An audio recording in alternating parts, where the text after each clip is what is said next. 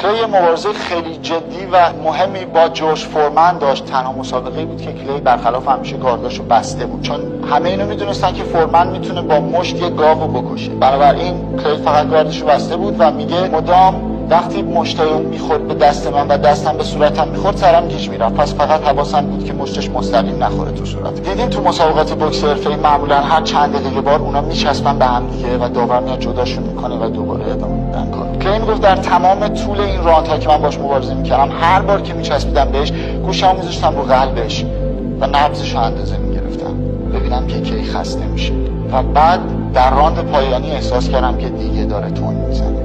در تمام طول اون مسابقه فقط یک بار از گاردش خارج شد، فقط یک مشت به اون آدم قله‌کر زد و مسابقه رو برد. من یاد گرفتم که بعضی وقتا یه چیزایی هست که شما ازشون بدتون میاد، مثل مشت خوردن برای کلی، اما شما صبر میکنید، حوصله میکنید